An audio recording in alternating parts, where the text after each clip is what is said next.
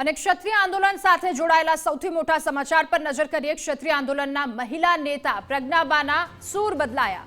જોહરની જાહેરાત કરનાર પ્રજ્ઞાબાએ સંકલન સમિતિ પર સવાલો ઉઠાવ્યા। સંકલન સમિતિનું વલણ કોંગ્રેસ તરફી છે એવું પ્રજ્ઞાબા કહી રહ્યા છે। સંકલન સમિતિ સામે મારો વિરોધ છે, માત્ર રાજકોટ પૂરતો વિરોધ છે, બાકી હું ભાજપ સાથે છું, પ્રજ્ઞાબા કહી રહ્યા છે। ચૂંટણી લઈને સૌથી મોટા સમાચાર આવી રહ્યા છે।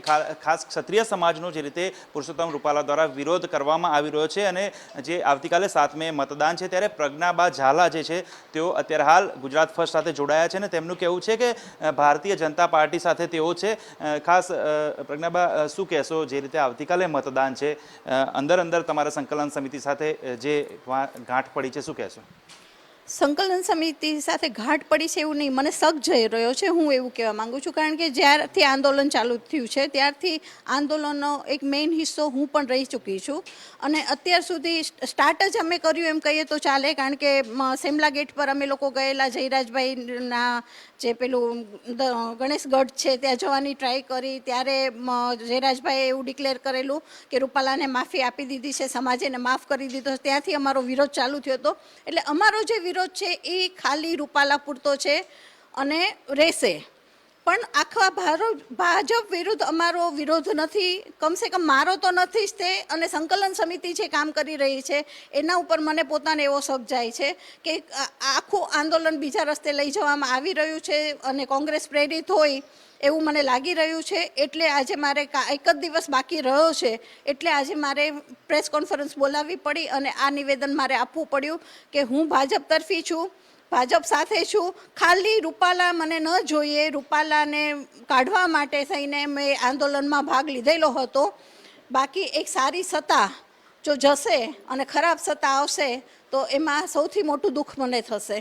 ખાસ કરીને ક્ષત્રિય સમાજ દ્વારા જે રીતે એક નેમ ઉપાડવામાં આવી હતી કે પુરુષોત્તમ રૂપાલા વિરુદ્ધ મતદાન કરવામાં આવશે, પરંતુ તેમને હટાવ્યા નહીં, એના પછી ભાજપ વિરુદ્ધ મતદાન કરવાના સંકલન સમિતિના નિર્ણયો હતા।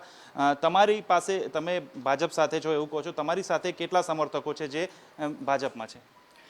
ભાજપમાં મારી સાથે છે એમાંથી ઘણા લોકો ભાજપને માને છે, ઘણા લોકો નથી માનતા, પણ આ જે સ્ટેટમેન્ટ છે એ મારું પોતાનું છે અને હું પોતે પણ એવી ટ્રાય કરીશ કે રૂપાલાને ખાલી કાઢવા માટે હું એવી ઈચ્છા નથી રાખતી કે આખા ગુજરાતમાંથી ભાજપ જાય, અને મારું પૂરેપૂરી ટ્રાય રહેશે કે ગુજરાતમાં ખાલી રાજકોટ સિવાય, રૂપાલા સિવાય બીજું કોઈ ન આવવું,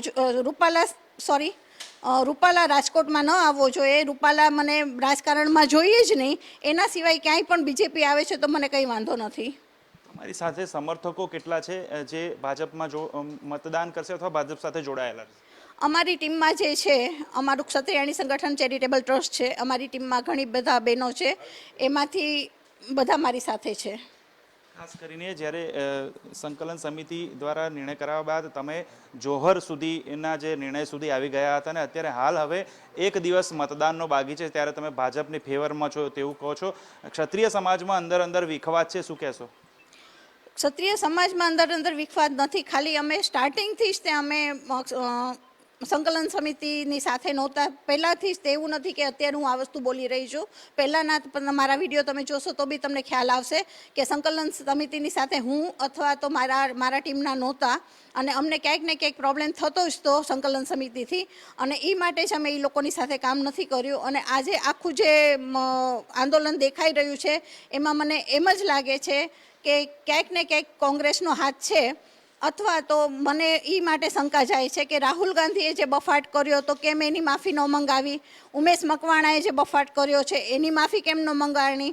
તમે એક પણ વાર, હું એમ નથી કહેતી આ તો અમારે અસ્મિતાનો સવાલ છે એટલે રૂપાલાને અમે ટાર્ગેટ કર્યો છે, બાકી સમાજ ઉપર તો આજે રાહુલ ગાંધી બોલી ગયા અને ઉમેશ મકવાણા પણ બોલી ગયા, પણ એની પાસે માફી તો મંગાવવી જોઈએ ને કમસે કમ, તો એ તરફ સંકલન સમિતિનું ધ્યાન કેમ ન ગયું?